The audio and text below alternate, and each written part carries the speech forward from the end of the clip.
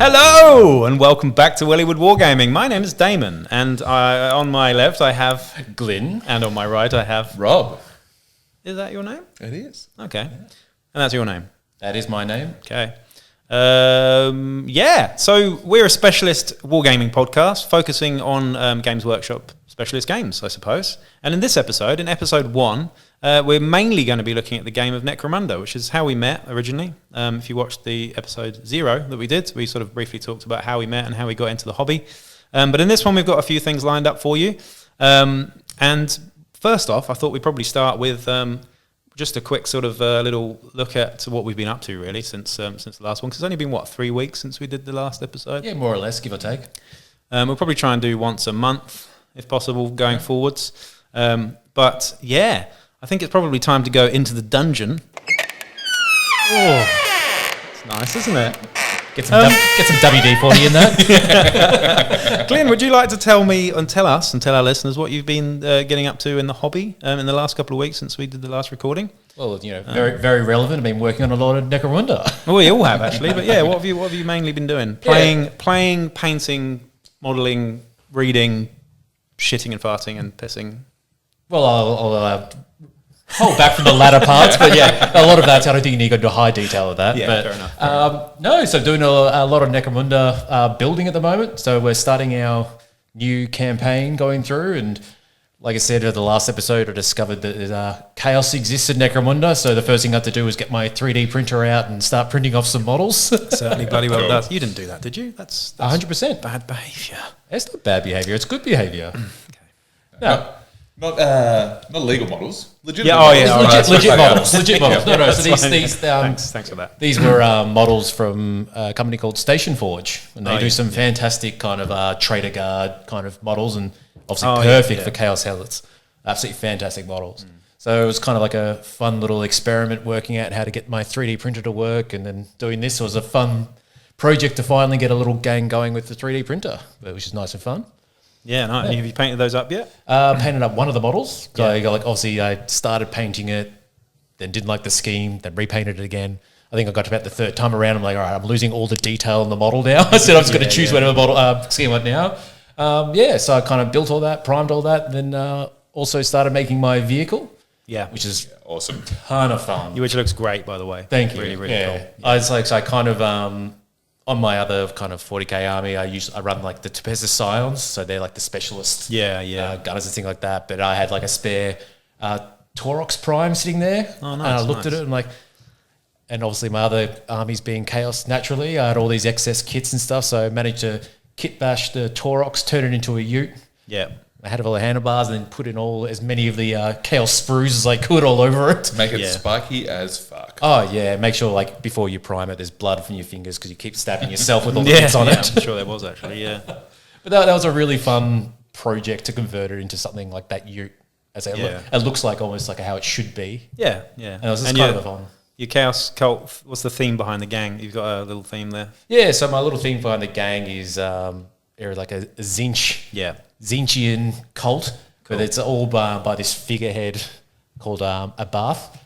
So my whole a bath. So it's all everyone, get in the bath. Everyone in the army's named after metal musicians and singers and things like that. That's why it's straight over my head. Sorry. No, but the whole thing is meant to be kind of the cult of personality. So you got the leader who's got fantastic. Big shotgun, sword. He looks so heroic and things like that. And he's but he's sacrificing everyone to Zinch just to get him better. So that's perfect. Oh, very cool. And what have you been up to, Rob? Yeah, hobby wise and such. Hobby wise, also prepping for the campaign. Yeah. Getting into the vehicles a little bit more. Yeah. Actually, had a rock grinder sitting around. So just sitting around. Bought it on eBay on the cheap. So prime that up. Prep that. The other one that I've been working on, been following a Goonhammer article actually around. Shout out to Goonhammer, by the way. Great resource. Yeah. Someone out there found this Buzz Lightyear. Cargo truck. So we actually had that off camera in the first episode, didn't we? But we should have on camera because you brought it round, and I'm actually quite amazed that it turned out all right. It turned out really good. Exactly. Using a bit of inspo, doing a bit of 3D printing as well to print out a couple of custom parts and some little greebles here and there. Yeah, and it looks sick.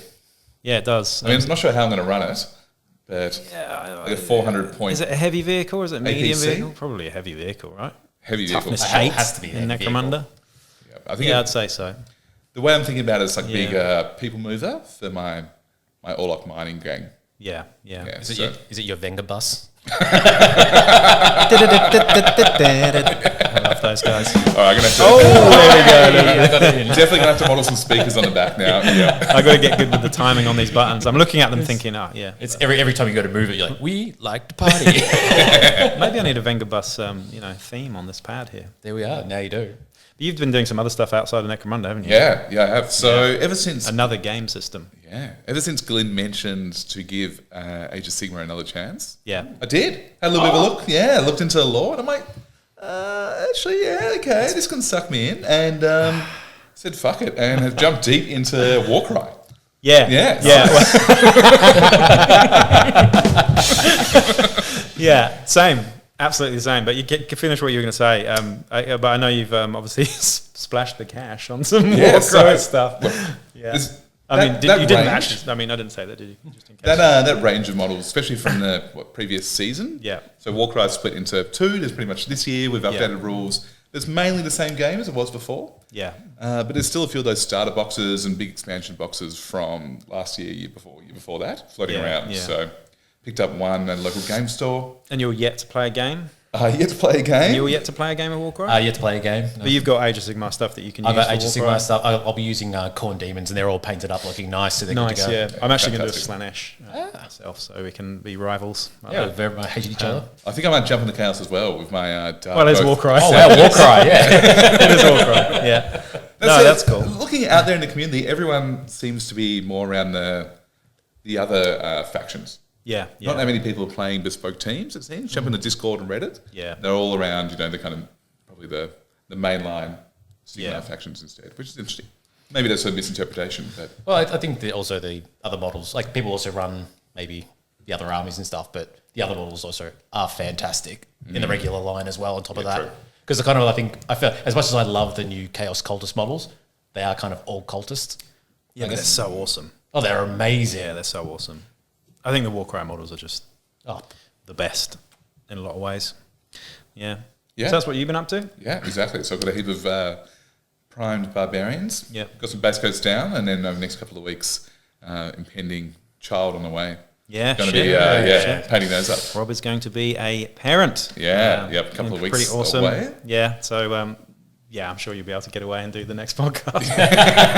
you probably need to. I've already negotiated that, so I think that's okay. Yeah, you probably need to be honest. But what have I been doing? I've been really busy. I'm like smash out gangs and stuff in like a day. Yeah, speed painting. I bought a Warcry warband, the Legionnaires, Chaos Legionnaires, and you're right there.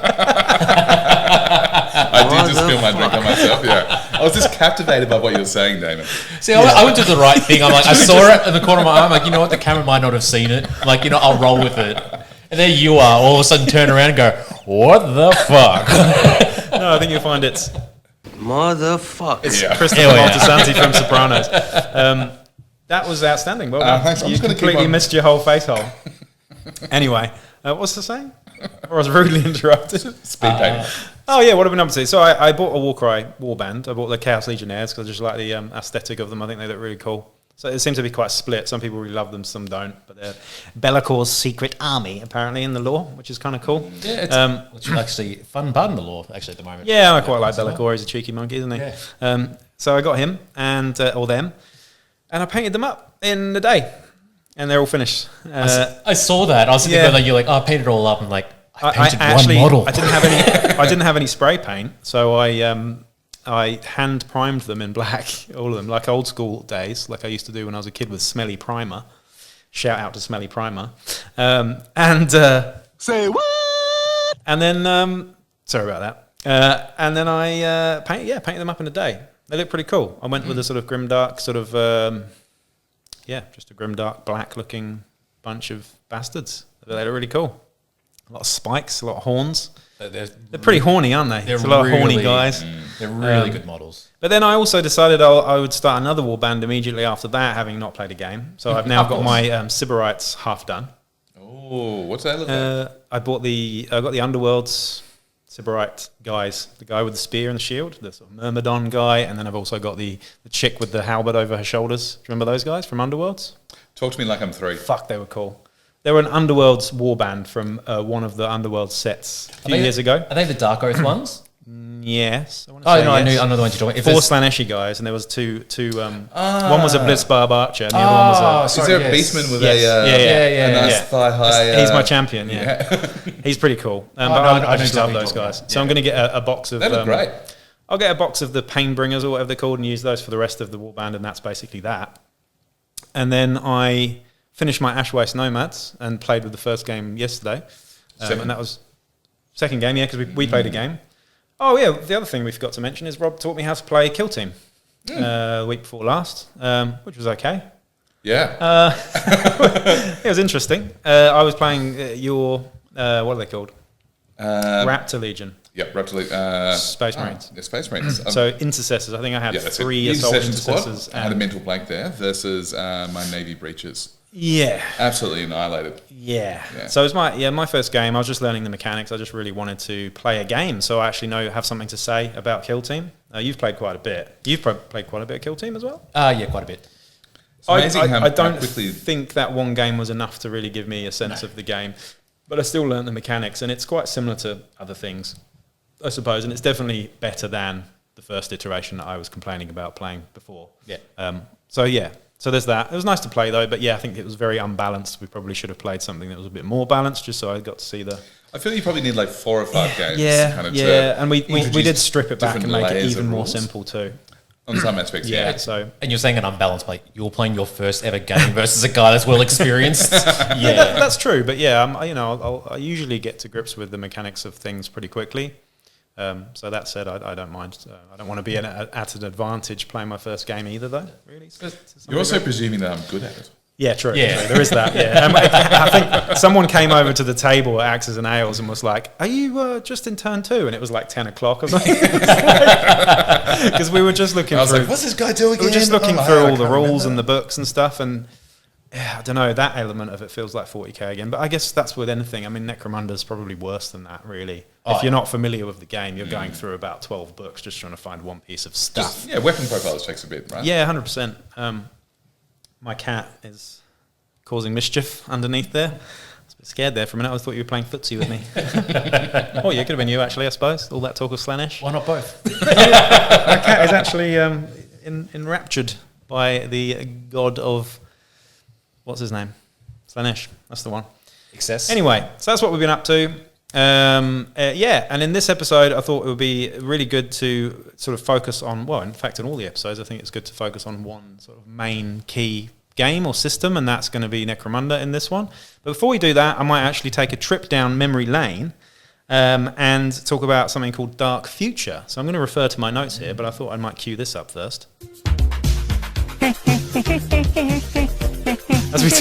As we take a trip down memory lane to Dark Future, let me just shuffle my notes here. What have I written on this thing? I should probably stop this now, shouldn't I? Yeah, let's fade it out there.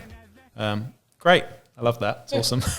Good segue. So Dark Future, I've just written a little piece here. In fact, I've got some notes that I've taken off the internet, of all places, just to sort of read out here. Now, Dark Future was a box game from Games Workshop in 1988. It came out when I was 7 years old. So there you go. 7 years old. How old were you in 1988? You were 2. How old were you? I was born. You were born in 1988. Okay, I don't have the month here. But Glenn actually is the Dark Future. Glenn is the Dark Future. Is that why I like chaos so much? Yeah. All right. So in the late 1980s, Games Workshop game designer Mark Gascoigne was designing a post-apocalyptic role-playing game called Dark Future that was set in the United States, which is kind of weird, actually. The lore for this is a bit strange if you read through the rule book, but we'll get into that in more detail shortly. But at the same time, Richard Halliwell was designing a miniature vehicular combat board game using many of the same rules he'd developed for the Judge Dredd board game Slaughter Margin, which is actually something I brought up in the last episode. Was it the Slaughter Margin or Mega Blocks? I'm not really sure which one I've played, but I've played one of them. But when Gascoigne's role-playing game project was shelved, his post-apocalyptic setting in the United States was grafted onto Halliwell's vehicular combat game. The merger Featured artwork by Tony Ackland, Dave Andrews, John Blanche. John Blanche! Say what? Yeah, we're all a bit nerdy like that.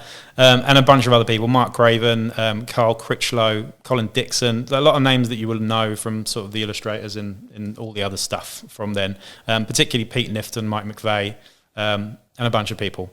But that was published in 1988 as Dark Future.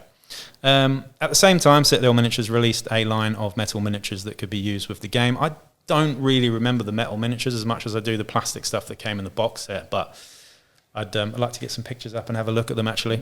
But I never had any of the metal ones myself. Later the same year, Games Workshop also published a game expansion called White Line Fever that featured more vehicles and weapons and more tactics. I think it was also a novel too, if I remember correctly. Several more rules, expansions and scenarios were also published in various issues of White Dwarf. And that was that, really. It was certainly one of the biggest boxed games that I remember seeing as a kid. Of course, I was only 7 years old, so I saw it in my local hobby store. It wasn't a Games Workshop, and it was a fucking huge box. And it looked very grown up. And it was basically Mad Max, pretty much, to cut a long story short. Anyway, so the setting was pretty strange. The game is set in a fictional alternate world, United States, in 1995. Ooh, that was the future. So 1995, how old was I in 1995? 14 years old, I think. Okay, so 7 years in the future. Yeah, so it's only 7 years. The guy had a really bleak view of the world. Yeah. Well, it's interesting anyway. But obviously, this was at a point when Games Workshop was still making stuff that was set pretty much around a real world. It wasn't in the sort of space in the far future or anything like that. This is very much in post-apocalyptic Mad Max kind of setting. I guess you might have had some like Cold War tensions around that time. Yeah, true. Yeah. It's actually really interesting if you go and read the rule book and check out the lore in this. But anyway, yeah, the game is set in a fictional world 10 years after the American government privatized all police forces. The country has been divided into policed zones, mainly large cities, and non-policed zones, mainly the highways and areas between cities. Ecological disaster has overtaken the country as well, with the Great Lakes having shrunk to a fraction of their size, and the Midwest turned into a desert. The players take the role of mercenaries called sanctioned operatives or ops, who are hired for a variety of missions in the unpoliced highways. So it's pretty cool. Very Mad Max indeed. The game, the box set itself came with your sort of typical stuff. It had a range ruler, it had dice, tokens, a rule book, a quick play rule book. It also had tracks. So instead of a board, it actually had tracks that you set up. So you'd set those tracks up depending on the scenario or the campaign sort of thing that you were playing, and you'd roll for the track layout, which is pretty cool. It's actually a really cool idea. I wish we had something like that now for Necromunda, perhaps. And then you had your miniatures as well, and you had 4 plastic cars with weapons that you could switch out, and all the weapons for the cars in the entire game, I believe, came in the core box set, which was quite unique at the time. Mm-hmm. And you also had 4 plastic motorcycles too, which was really cool. And yeah, basically, it's kind of like cops and robbers. One gang would be playing the operatives, one gang would be playing the other force, trying to bring them down and trying to stop them, basically. Anyway, so I'm just referring to my notes here. I've got a bunch of notes. But yeah, the game. Just quickly, it came with 2 Ziploc bags to put all your stuff in. Wow, they splashed out. They really fucking did. Anyway, the gameplay, the reason why we're talking about Dark Future today is because it strongly relates to what we're going to be talking about later on, I would say. But vehicles can move at their rated speed each turn and can each accomplish a variety of actions while moving, including drifting, U-turning, accelerating, braking, reversing, regaining control, ramming, shunting, and firing weapons. Does this sound familiar to you? So you can randomly generate tracks by rolling to lay them out before a game, as I just mentioned. But there's also a set of scenarios of sorts as well. They're not necessarily strict scenarios, but there's various ways that you can play the game. The expansion pack includes campaign rules, so it did have a shit ton of campaign rules in the expansion pack as well, which is pretty cool. And the core mechanics and extra shenanigans. What just happened?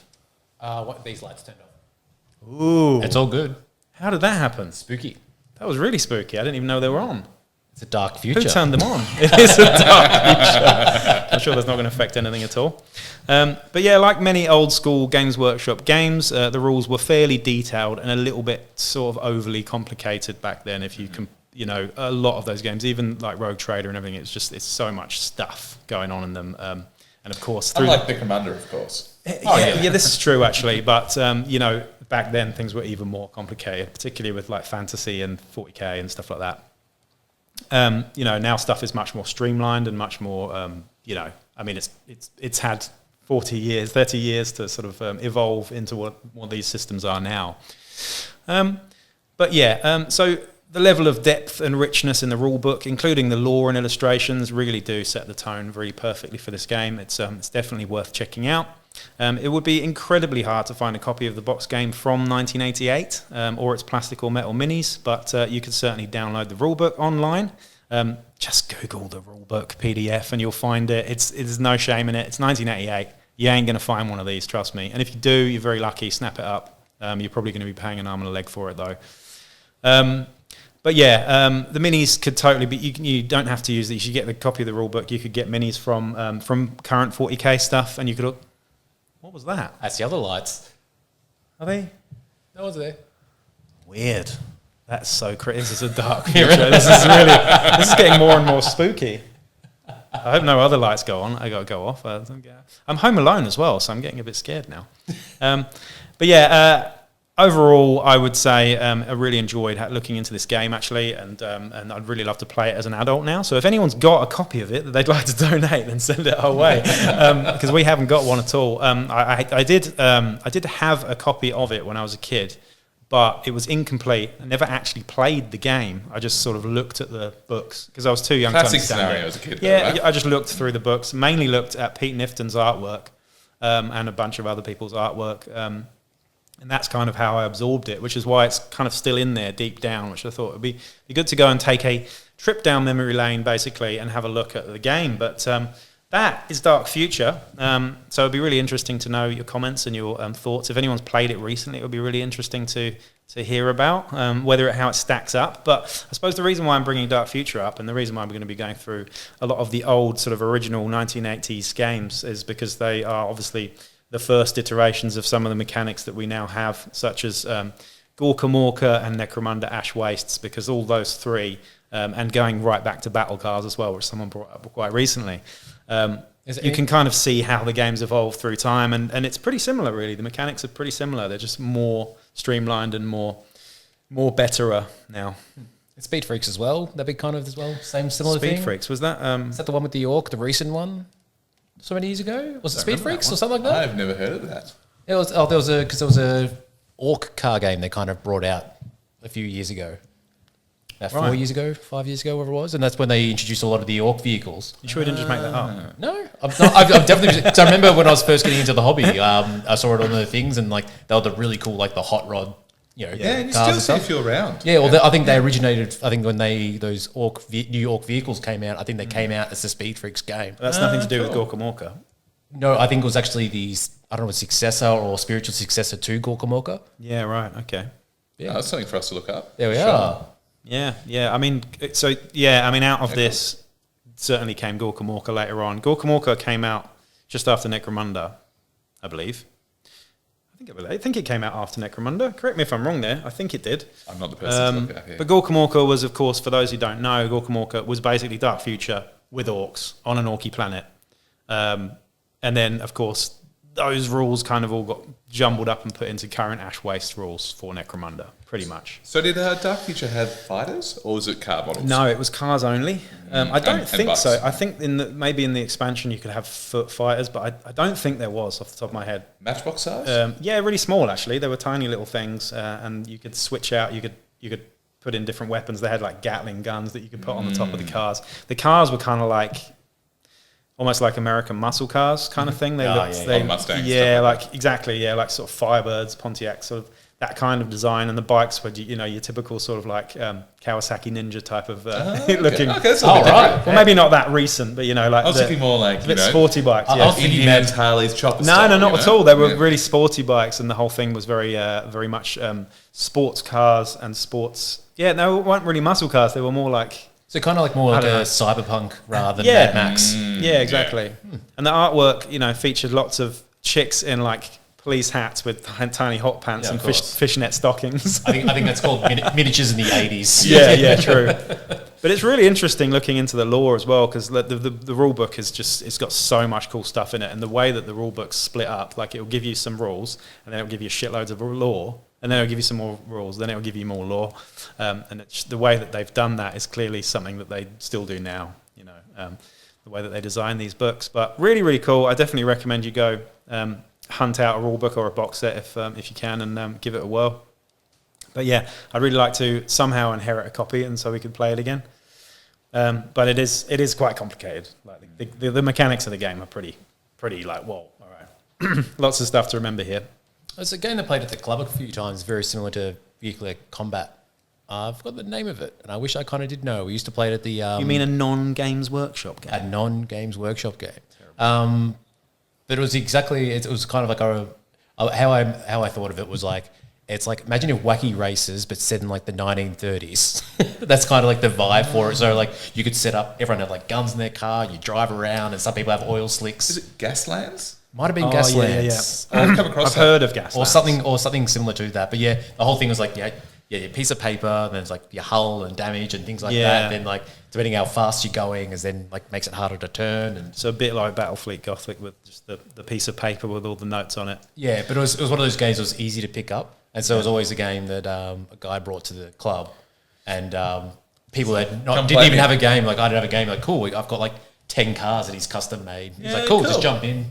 And that was a really good game. I really enjoyed that. Yeah, cool. No, I've heard of it, but I've never actually seen it. I've just heard people mention it. When I say wacky, it is Wacky Races. It's exactly that. The shenanigans and all. And talking of Wacky Races, I've got a scenario lined up for us in the Necromunda campaign that we've just kicked off, which is very similar to Wacky Races, but crossed with the Phantom Menace pod race. Yeah. As I'm the Ash Waste Nomads shooting everybody while everybody tries to get laps. Yeah, it's going to be awesome. I'm just going to be going across the board like that. It's just going to be really nice. Anyway, sorry, easy on the pads, Daimon, easy on the pads. But that's all I was going to say about Dark Future, but it'd be really nice to hear any of you oldies out there who are older than me or the same age or older than us, then it'd be nice to know what your thoughts are on Dark Future. Was it actually a good game? Does it hold up to present day mechanics? The lore is certainly very unique and very cool. I think if you're into Mad Max, then that's the one, but does it hold up is the main question there, because it certainly looks nice. Yes. Anyway, what was the next thing we're going to do here? I think we may as well just move on to Necromunda now. So let's dive into the hive. Yeah, dive into the hive, absolutely. Just to reiterate... Speaking of Dark Futures... we met over Necromunda. I moved to Melbourne. I play lots of Necromunda. As you probably know if you watch the YouTube stuff. You've just got into it. You're fairly new into it. Yeah. And we're now in our second campaign. So the first campaign we played was a Dominion campaign over here. We'll explain in more detail. And the current campaign that we're playing is me, with Rob's help, arbitrating a new sort of campaign, which is a hybrid campaign with loads and loads of house rules, but it's really, really cool. And I think it's going to be very fluffy and very narrative driven. That's kind of the point. But where to begin with Necromunda? I think it's probably worth explaining what the game is, because for anyone watching this who's not into Necromunda, if there is anyone out there who's actually not into Necromunda and watches this channel, which would be quite rare. How did you find this channel? is to explain what Necromunda actually is and how it's kind of come about. Does anyone want to do that? Do you want to do that? Or shall I do that? Oh, I'll give it a go. Yeah. Okay. Yeah. Okay. Good. You give it a go. Yeah. Tell us what Necromunda is. Necromunda. I've never heard of it. Is a post-apocalyptic. It feels like a dystopian post-apocalyptic skirmish game, but what it is, it's set in an overpopulated world called Necromunda, where gangs in the bottom of these huge dwellings called hives are fighting it out. Yeah. Fighting it out for riches, for glory, but just for scrap it up. Yeah. There's a range of different gangs at play. It's probably, 15, 16, 17? Probably more now, yeah. More? So you've got venerators. Yeah. Got gangs that, each kind of game you play can vary wildly. Yeah. You can have 3 fighters playing, up to 10 more. Yeah. And fighting for a range of different reasons. compared to the other games. The rules are pretty similar to. Man, I'm probably struggling here a little bit on describing it more. I'm going to handball to the veteran. Go on. No, it's good though. It's good because you're fairly new to the game, I suppose. You've only played one campaign, although you're pretty quick at picking up the mechanics and stuff. The lore is so rich and so ingrained in 40k. So it's in the 40k universe. That's worth saying. So Necromunda is a world in the Warhammer 40,000 universe that comprises of hive cities, which are giant constructs which both are underground and overground and pierce the very atmosphere of the planet. These hives are at home to billions of people, I believe. And the upper echelons of society live at the very top of these hives. So the owner, the planetary governors, the lords live at the very top of the hive. And all the way down to the bottom, you have the very dregs of society. It's pretty much like real life. Eloquently put. Yeah, I'd say so. So right at the very, very bottom, you have what's called the underhive, which I assume is below ground level, below sea level, I would say, if there was a sea, but there isn't. There's a sump sea. And then it just keeps going, and it's just depths, Stygian depths, as they're referred to. And in this sort of system, you have kind of a sort of feudal system where rival clan houses, which is very much Game of Thrones. It's very much Dune. It's very much War of the Roses, basically. You have different houses, different kingdoms almost vying for territory, vying for ownership of certain things, whether it's production of stuff, whether it's drugs, narcotics trade, things like that. And you have various guilds as well. So some slight like corporate underlying themes there. Oh yeah. Without actually ever saying corporation. Yeah. I feel as well. Yeah. I wanted to quote something from Dune then, but I forgot. But yeah, if you're familiar with Frank Herbert's Dune, then it's very, very similar to that, I suppose, with the vying, the houses vying for control. You've got House Atreides, House Harkonnen, House Carino, all these different houses. But yeah, it all comes from that initial concept of the War of the Roses, I suppose, is kind of, if you want to go back into sort of historical British history and draw a comparison, then you can do that, I suppose.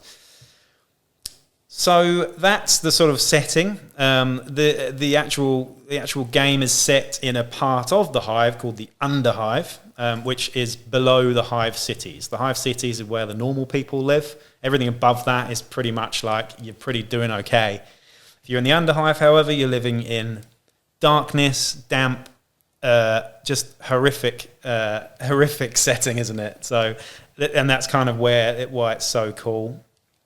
People are living off fungus. People are living off corpse starch, which is the remains of bodies, human or non, that have like been pressed together, like Soylent Green, into a sort of protein that is consumed by the masses without any flavour, without anything, and rationed out to the paupers.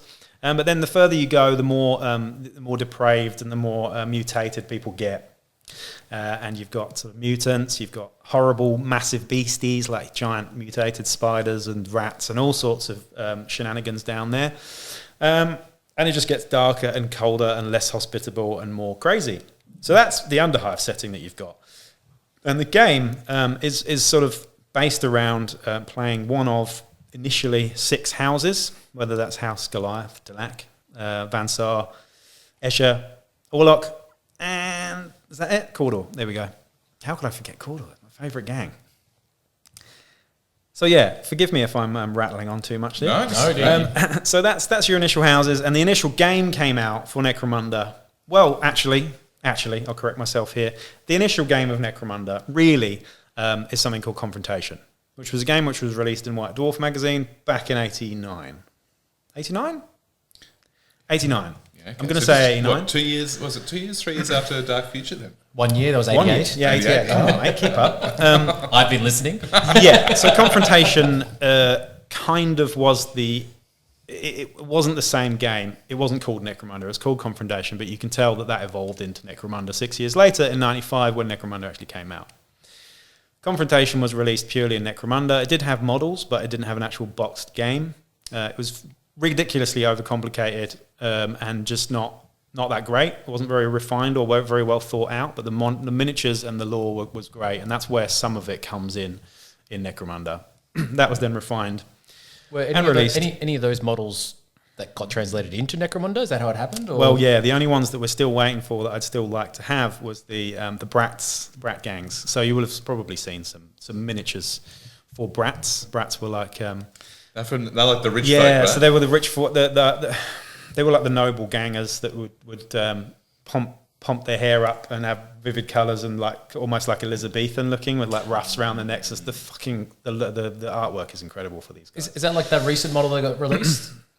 No, not really. She's kind of more Russian. I know what you're talking about. Okay. These guys were like, they had very particular aesthetic, very John Blanche aesthetic, big Elizabethan ruffs around their necks, clowny face paint, very Ian Miller as well, and just really fucking cool.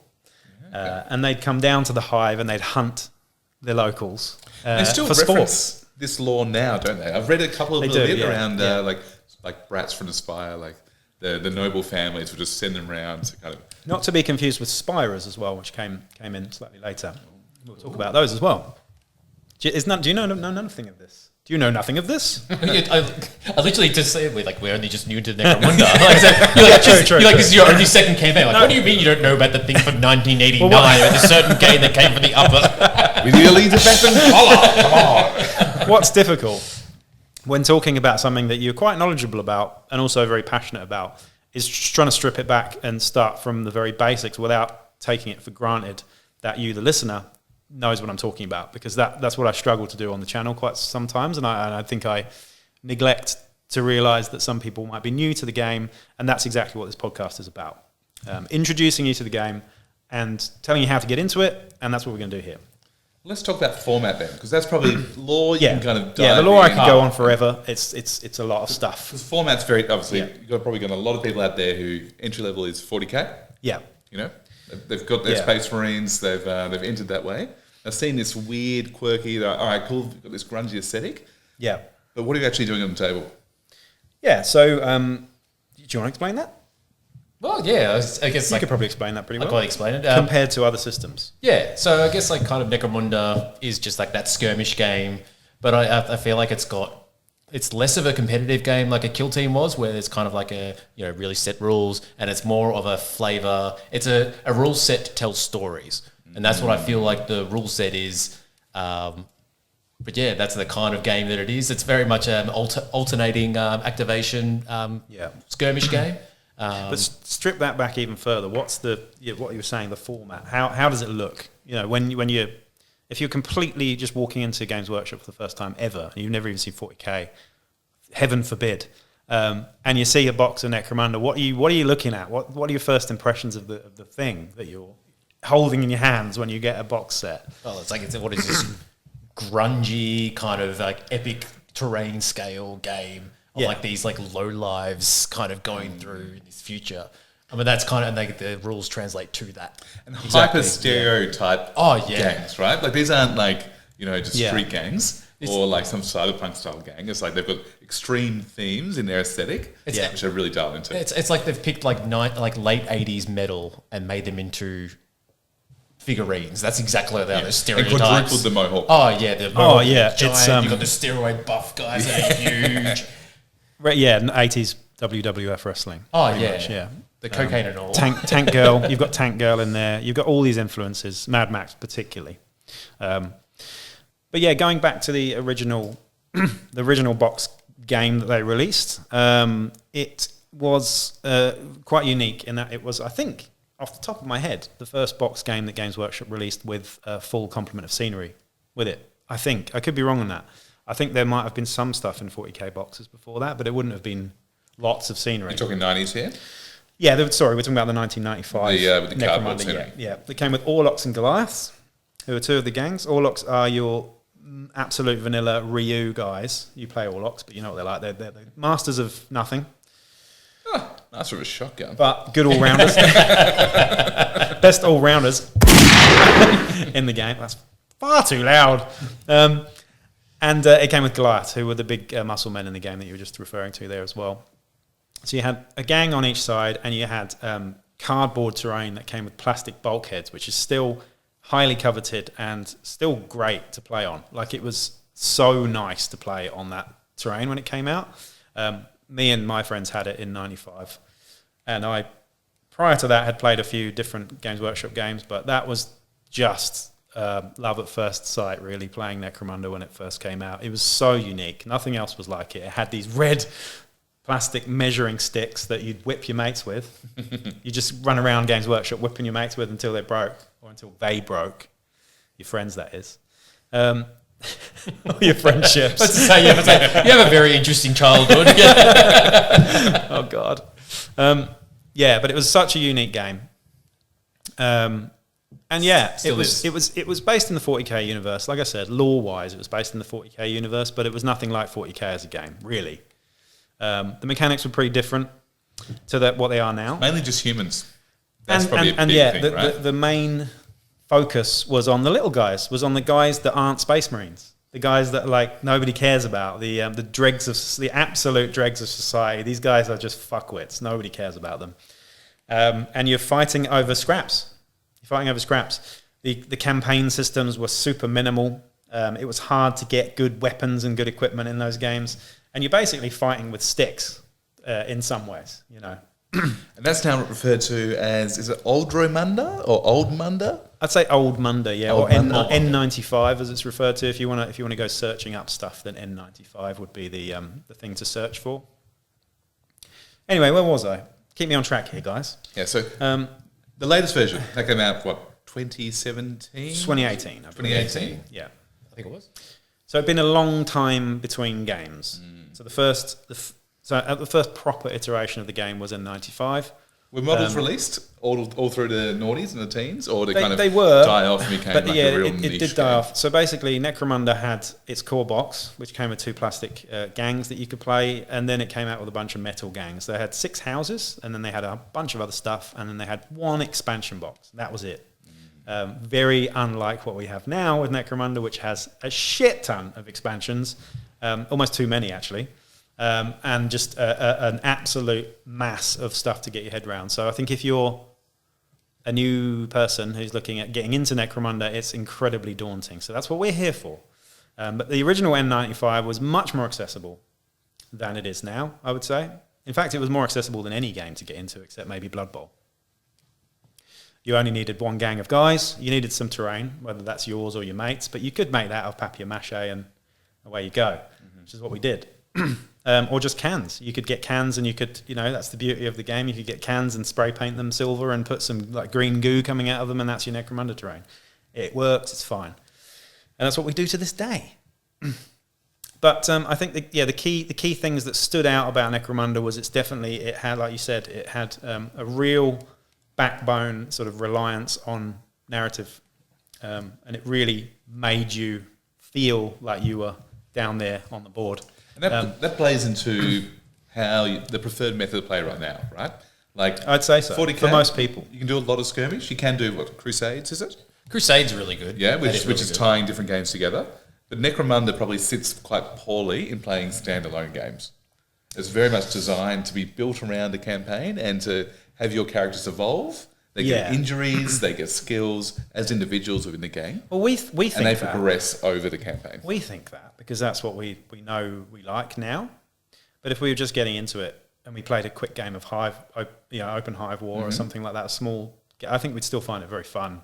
I'm not saying it's not fun. Just saying that its richness is from the progression, right? You're actually you're right. building up a story around your little gang of fighters. No, you're quite right. Seeing them get their triumphs and lose a leg, lose an eyeball and die. Yeah. Well, that's what made me excited about the campaign, because I played a couple of skirmishes and I loved the game, especially the whole idea where you can't pre-measure shooting and things like that. Like that seems like a fun thing to do and things like that. But I played a couple of skirmishes. I'm like, I really enjoyed the game, but I'm like, but it'd be so much better to have like this shot meant something more, or like the idea you can slowly bring someone up, or like, cause that was the part that I'm like, I need to be in a campaign, because that's the part, that's the core of the game that seems so much fun. And building out little stories for each of your fighters. You had that one who's gung ho.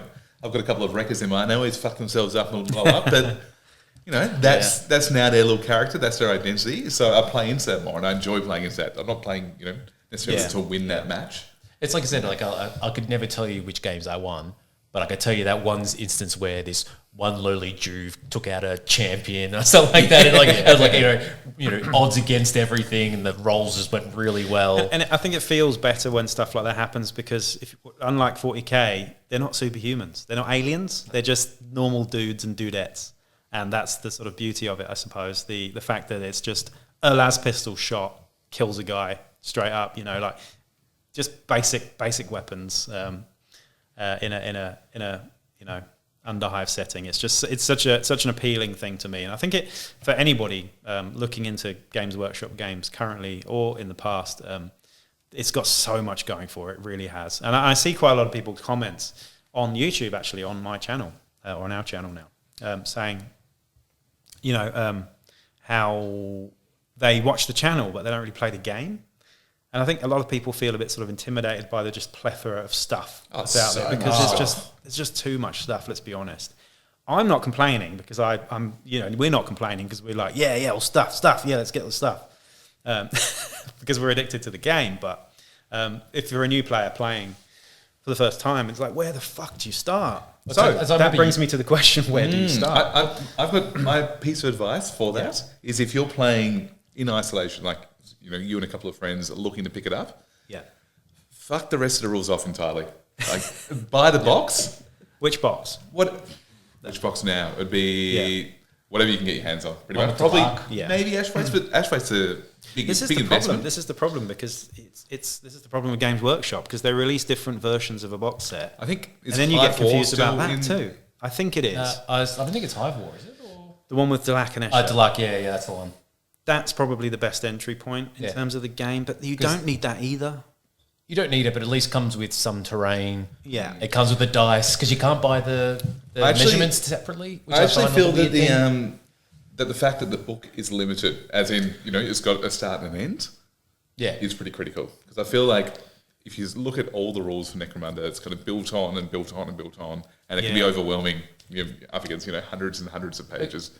Whereas if you've got one rule set from one source, play that with your friends to start off. If you get into it, then you can start to discover more after that. I think if it was a game, something like Warhammer 40k, where it is a heavily competitive game, you kind of need all the rules and everything like that to get going. And I need the upgrader because this happened, blah, blah, blah. But I'm like, it's a narrative game.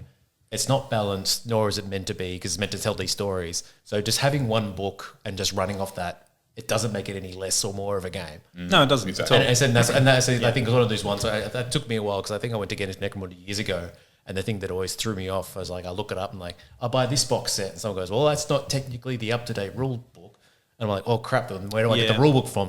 The separate one. Well, that's not the up-to-date one. I'm like, "Oh," and I was trying to make sure I had the most up-to-date rules, and I was because of the other games I play, I want to be the most up-to-date. Yeah. And then I was like, "Oh god, I don't know where to start," so it became daunting. I think just jumping in the water.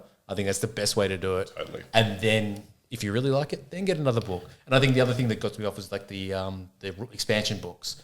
Yeah. I found that they were more these are just optional ones you can add on to your game. Yeah, 100%. You don't need. I mean, if I was going to just strip it back and say, hey, you want to get into Necromunda? Here's what you need. You need a gang. It's the first thing you need is a gang of miniatures. Don't even have to be Games Workshop miniatures. They could be 3D printed miniatures. They could be from They could be from 40k. To be honest, as long as they're kind of WYSIWYG, kind of helps, and as long as they represent kind of what they are in the game, then sweet. You can find the rules online, honestly, and you can do that. But you're probably going to want to support a game that you are getting enjoyment out of monetarily, because if you want to actually see the game succeed and continue, then support the official content. I'm going to say that because it's kind of obvious, really. But if you're on a budget or it's hard for you to do that, then there are other ways. But you're going to need a gang. You're going to need a copy of the rules, whether that's digital or physical, and you're going to probably want your house book if you're playing that house's gang for the mechanics. But then you don't really need it. I think it's one of those ones. I think it's once you find a game that you like I said, if you start with the first one, you're like, I'm really enjoying this deluxe set, and I played it a few times. You're like, you know what? I kind of want to expand on this, find out what this brute thing's all about. Or exactly. Any of the box sets do have enough rules for their respective teams in there. In that rule book, like Hive War will apart from Ash Waste, that's got the very, very minimal nomads in there. That's for sure. But we won't get onto that. But yeah, like Hive War, with Delac and was it Escher? Yeah, tactic cards, they're completely optional. You don't need them. You do need dice. And you need scenery. It doesn't have to be the official scenery. You can make scenery out of, like I said, bottles, pots and pans, whatever, garden furniture. There's a massive scene out there on custom scenery. So much scenery, you know. I think that's what drew me into Necromunda, which I got so excited about it, is the scene for custom terrain. Yeah. It's so much more than any other game out there. I feel like there's two pathways, right? Except for Mordheim, maybe, which is arguably even more passionate online, the community for Mordheim. But yeah, you're quite right. If you're a creative person and you want to make stuff with your hands, Necromunda is absolutely for you, isn't it? Because whether you're into 3D printing like you both are, or whether you're into making stuff out of junk, because you get whole YouTube channels that just make Necromunda scenery out of literally just like bits of plastic that people keep, and it costs them nothing. You know, you just go through the bin and you pick up a few bits and bobs of plastic and put them together and paint it and make it into an amazing little scenery thing for Necromunda that's perfectly playable and looks cool. So that can cost nothing really doing that, which is pretty cool. And I did a lot of that as a kid in '95. Me and my friends were literally just using, do you need that toilet roll? Are you going to chuck it in the bin? Like, I'll use that for a little, like, you know, chemical silo or something like that. And I did all that when I was a kid. I don't quite have the energy to do all that now. I'd rather just paint miniatures and hardly even kit bash stuff nowadays. But yeah, it's a certainly very, very appealing thing about Necromunda as well as the lore, which is just hugely, hugely good and rich and deep. Yeah. And open. You can interpret it however you want. Yeah, you can. I guess you can with 40k to a certain degree as well. Yeah. And this is the thing. It's in the 40k universe. So what it still feels like you're in that universe, but you're just on a microcosm of that universe, which is really cool. So out there in space, away from Necromunda, you have these giant fleets of space marines facing off against Eldar and stuff. But this is just little old Necromunda zooming down with a microscope into this tiny little underhive area, which is actually huge. Yeah.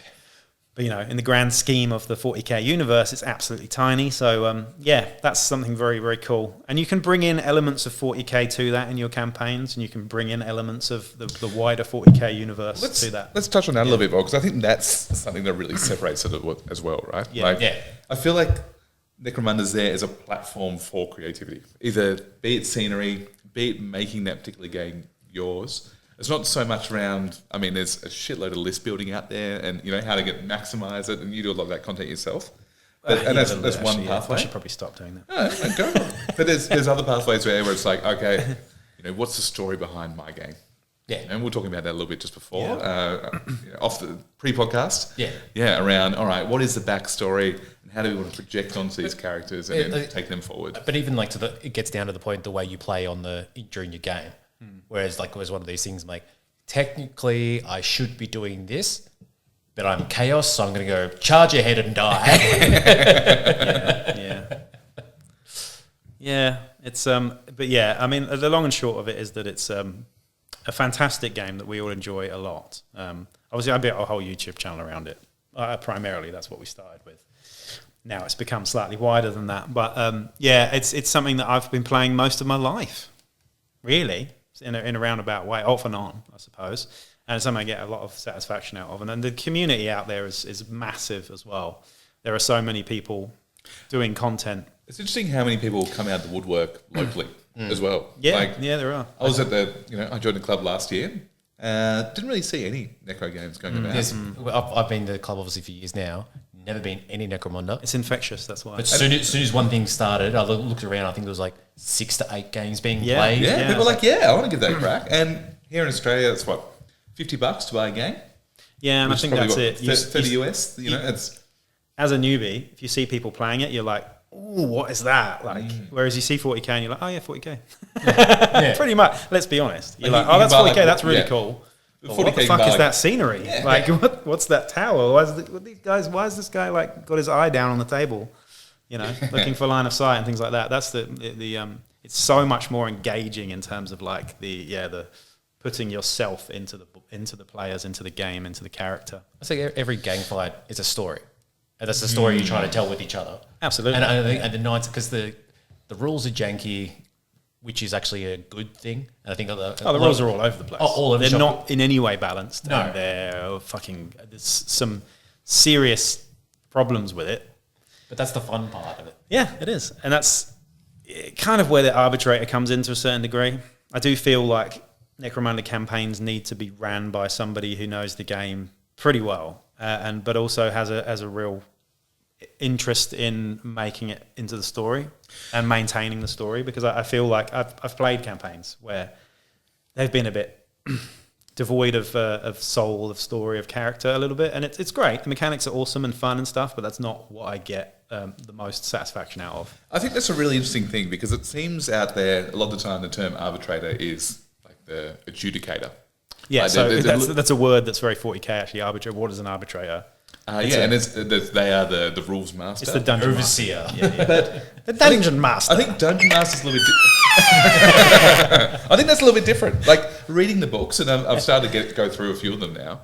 It's very much talking about the arbitrator as the primary storyteller, sort of dungeon master. So not the person who's umpiring the rules. Have you noticed that they're pushing that legal, more and more? That's not legal. It's like, if you want to introduce this scenario, or if you want to set up, this backstory or introduce these rules for this themes, it's all up to that arbitrator to help guide the players through Absolutely. And you can tell the game designers, an in-depth, rich story. The game designers have clearly done that, and you can tell that they've got quite carried away with the game in their own passion for it. You know who you are, by the way. I'm sure you're going to listen to this. I'm not going to name you, but we're massive fans.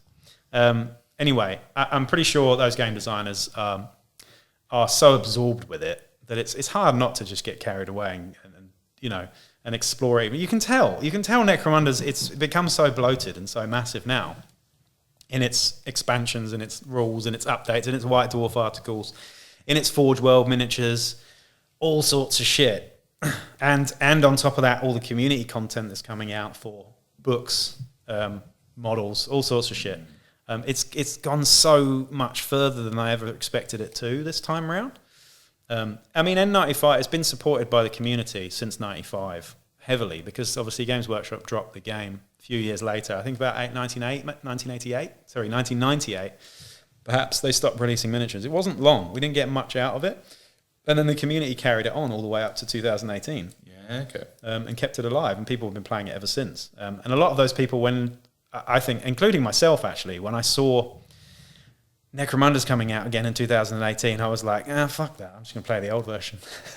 And the old guard were like, fuck that. They are different though. Like when you were talking before about They are. fighting over for scraps and just trying to get by with some sort of scavenged weapon, whereas this newer version is different. And it is different. I like it personally. I like the thematic nature of that previous one. I still feel the themes are strong in this, but it's more around probably paramilitary organisations. I'd agree with that, and I do feel that's one of my only bugbears with the current iteration of the game personally, is that it does feel like there's too much money in the game and there's too much good equipment and very much paramilitary sort of vibes, whereas the older version of the game, N95, was like, you're lucky if you had a stub gun. And you had things like starvation mechanics. You had to actually feed your gang every campaign. And this is just in a normal campaign, not an uprising campaign. But the upside is they're giving you the tools now to run with that. Yeah, well, so you can run it as you want. But you can tell, like I'm saying, they've got so deep into it that they've kind of not been able to, they've had the blinkers on, Because when you create something that rich, they're just fucking, let's just do this thing. See, and then the community goes, hey, maybe you should... I disagree. I think that they've put everything out there, and based on the popularity of what people are getting into and buying, it's steering it naturally in certain directions. But they've produced a lot of content to have that real grungy, dirty, poor man just fighting over scraps, with stuff like uprising and starvation mechanics and true. TP, no black market. No TP for my bunghole. there are ways to play it. Leave some butter. I think the challenge is getting a group of people to be unified over that. Yeah. And go along and invest in that. And if you have got that group of players who are willing to have that campaign, then the rules are there and the mechanics are there to have that. But because there's this larger scene now, which I think is what you're alluding to there, Damon, is that people come in and be like, but I want my plasma gun. Or my head bolter. I've got this model and it's sick, it looks great, and I want to play with this and I want to be tough. Yeah. And that's a totally respectable way to play too. It is, yeah. It's almost like there's two different camps. It's just getting people with the right mindset. There's the camp that's like better. But it also depends on your local community. To be honest, I like playing a campaign that we are fighting over scraps, but I also would like to play a campaign that it is paramilitary. Well, it's like, I am building up. Yeah, that's really fun. I think that depends how much of the game you played, because I think that the more you've played, the more you're like, just take it all the way back to basics. Yeah. You know? And just bring in the narrative and fuck all the rest of it. Ultimately, I think Glenn and I were saying it's subjective. Yeah, it is. Of course it is. Yeah. Some people, and both camps are valid. Yeah, absolutely. And I'm probably like Glenn. I want to play both. Yeah. I want to build up. I want to use all the models I've got. I want to be, well, that's be over the top. That's exactly what you're doing with your current game. I think that's the play style that you have. You'll optimize to a certain degree. Yeah. And you play good stuff. But you've got 3 Nerves of Steel guys in your game. I thought I'd just bring it up because it's the elephant in the room, Rob. We need to talk. I have given close combat weapons, so I was like, all right, I am going to don't worry about it. I'm going to put them in the thick of it. They should be standing back and shooting, but no. Having said that, I am the guy who's got Overseer with 2 heavy weapons. You also were the guy who you're playing. Was it trick shot, fast shooting? What's the one? Yeah, with the webgun. The 18-inch range last campaign. We're getting into the nitty gritty. He was good. The hip shooting webgun. Yep. Yeah, it was good. That wasn't it. I'm still hurt. Yeah, I think everybody is still hurt from that. Actually, it was pretty severe. But But things like this is what makes the game great, because there's these stories. Because there's this one campaign you ran this, blah, blah, blah. Like, that guy, blah, blah. Like, that's what I love Necromunda so much, is you have these stories of this one guy that did one thing. I think, I've played a lot of Blood Bowl, and I think that happened in Blood Bowl too. Yeah. Like in campaigns, in seasons. Well, that's how I got into Necromunda, because I played Kill Team, played 40k, I love Blood Bowl. I'm like, I want a Blood Bowl skirmish game where everything can go right, but also everything can go wrong on your own accord. Yeah, and I think just the richness and the depth of Necromunda just makes it so great in every way, really. I'm going to swing it back a little bit, because it does make it challenging to jump into, doesn't it? What? I reckon we should talk about that just a little bit more. Yeah, we should. Yeah. Because there is list building.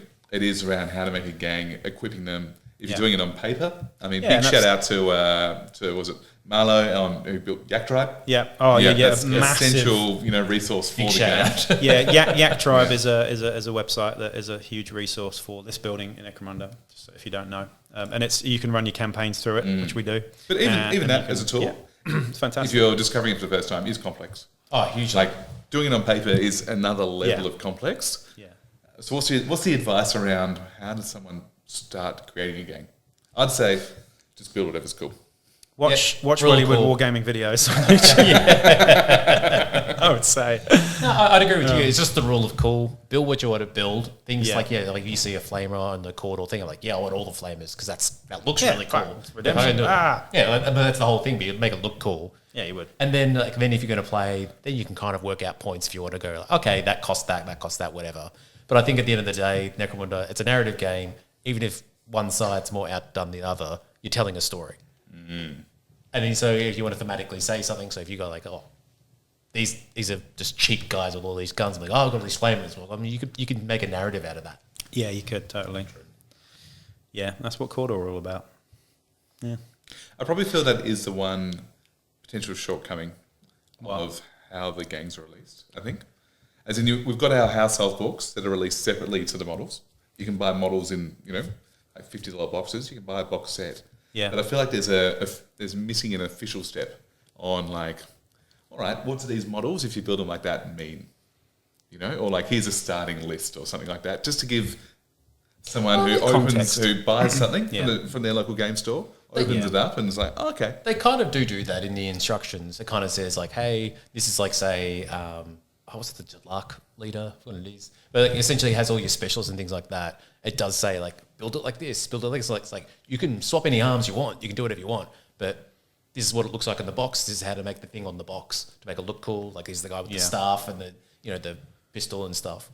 I'm like, so there kind of is that a little bit. But he said, but as you said though, but it should be something where like, hey, if you build this gang, here's the rules with just that thing. So out of the box, here's everything set. Well, that's what you've got for warcry.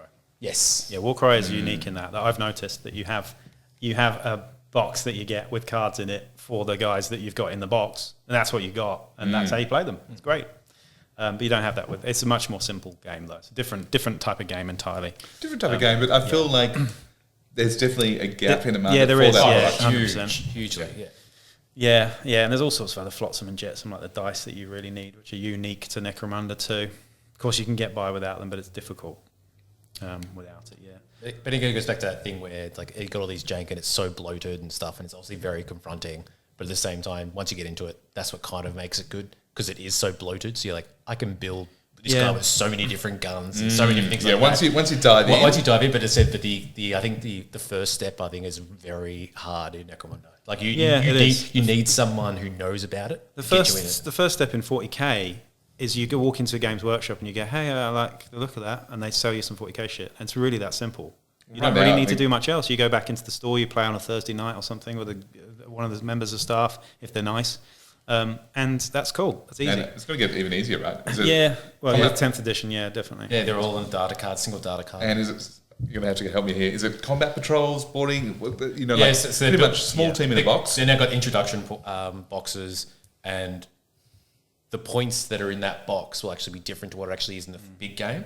All they've done is try to balance these introduction boxes. So you can just buy one box, you have a friend who buys another box, and they have the certain points of that box, and it should be even. Yeah, right. Anyway, that's 40k. That's 40k. That's all. But I am excited about it, but but Necromunda does need that kind of like, here's a starter box. This is the, maybe a box that comes like, here's the House of Shadows with some Delark. He's had to build it and stuff. Yeah. What else to talk about? I mean, there's so much to talk about with Necromunda. You can tell we're all very passionate about it. We talked about Underhive. What is Ash Waste? So let's explore that. Yeah, well, that's different the next setting, right? That's and the next how's it tie back into Dark Future? Yeah, exactly. So jumping a little bit further forward, actually going back again to 95. N95 was supported big time by the community for a long time. And as a result, the Ash Waste setting was always in the lore of Necromunda. So the Ash Wastes, lore-wise, outside of the Hive, was the Ash Wastes, where you have vast deserts of literally ash, which are completely inhospitable, or so they say, to most folks. And like almost like Dune, like Arrakis in Dune. Again, I have to draw comparisons because it's my favourite thing. You might be able to tell that I'm a Frank Herbert nut here. But yeah, it's kind of like Dune. It's a huge desert planet that's, instead of sand, it's ash. And it's the planet was destroyed, I believe, a long time ago. It wasn't always desert, or ecological disaster or something like that? Some sort of that, or war. I can't actually remember what the deal was, but it's very, very harsh and inhospitable, which is why people live in these hives, pretty much. To go out into the wastes is to go at your own peril, and it's completely lawless. It's got all sorts of critters and just very, very bad weather. Generally, it's worse than Melbourne's weather. It's almost Wellington level. It's more topsy turvy than Melbourne's weather. I'd say Melbourne's is less predictable than Wellington's. Honestly, it's pretty unpredictable. Anyway, so that's what it's like. So the community supported the game a lot by giving new sort of fan content, new gangs, new things like that. And Ash Wastes was always in the lore. So where Games Workshop failed to release any official sort of Ash Wastes gangs or anything like that, the community did so. So there were rules that were bolted on to the core game by the community for Ash Wastes play. And that sort of stayed alive in the lore ever since then, really, up to 2018. And then a couple of years ago, I'm not sure, maybe 2 years ago, Ash Wastes came out. So they re-released the Ash Wastes setting as a boxed set for Necromunda. So not an expansion, but a different way to play the game. Not a different game, still had the same mechanics, but had vehicles, and that's what it all focuses on. So it's highly likely that is the only box available in your local store too. Yeah, for Necromunda, I think Hive War is widely available. I think it's widely available, Hive War, but I could be wrong. Yeah, I feel like it might still be in print, might not be, but as far as like going to your local game store, if they're going to stock one, it'll be if you've got the money and you don't live in Australia or New Zealand, then it's probably more affordable. Yeah. If you do live in New Zealand, it's over $400. I think it's the same here pretty much, isn't it? I think so. Yeah. Which is just fucking outrageous. However, You get 2 gangs, you get various vehicles, and you get some absolutely gorgeous terrain. With it, the hab blocks and all the bridges and stuff, which I've got my hands on now, are really, really nice. I couldn't afford to buy the box, but we've got a few hab modules each that we can put together. Yeah, cool. You've got some. I've got some. You've got some hab modules, haven't you? Kind of. Got some HAD module inspired structures. Yeah, very similar, but not the same. A little bit more brittle. But yeah, the terrain is amazing. It's not the blocks and walls and columns that you get in normal Necromunda. It's very much like Tatooine. It looks like Tatooine. That's kind of the setting. Yeah. Really cool. But yeah, this is where vehicles come in, and vehicular combat comes into Necromunda, and it's bolted onto the core mechanics for Necromunda. So instead of foot slogging around shooting each other in, depths, Stygian depths, and the Underhive, you're instead driving into people, very much like Mad Max, running guys over, ramming other vehicles, doing big UEs and shooting heavy stubbers off the top of buggies and things. Whilst your normal dudes are running around. So you've also got that too. It can be completely vehicular, it can be completely foot slogging, it can be a mixture of both, and that's where it gets really good. And the campaign that we're currently running includes both. So you can play either. You bring your vehicles or you don't bring your vehicles. It's pretty much down to the scenario and down to the players who are involved, which is pretty cool. A nice way of doing it, actually, a nice balanced approach to it. But that's what Ash Wastes is. It brought in a new gang called the Ash Waste Nomads that I'm playing in the current campaign, and they're so nice to play. I love them to bits. What were we saying about Ash Wastes? How's it different? You love those Nomads because of those big fucking guns. Yeah, tell us a little bit about those. I don't want to tell you about the big guns too much, but they've got some 2 very nice heavy weapons, that's for sure. But they don't have any vehicles, weirdly. They have Helamite riders, which are like giant insects that they ride around on. Very much like a film called Nausicaa, Valley of the Wind, which was an old anime from the 1980s something, which basically was that in every bit of the way. Anyway, going off in tangents there a little bit. Say what? That was a bit loud, wasn't it? Yeah, they're a bit too loud, these guys. I might turn them down a little bit. There we go. I'm not using them too much anyway. But yeah, the Ash Wastes setting is added onto Necromunda. It's a new way of playing. You can like it or lump it. Some people don't like it. I initially was a little bit like, I can't be bothered. I kind of it's more stuff to learn. And that, I think, is a problem for people who've just got into Necromunda. And then, of course, you've got all this other shit that you've got to learn with new dice, new mechanics. And the mechanics are quite different to the mechanics in Necromunda.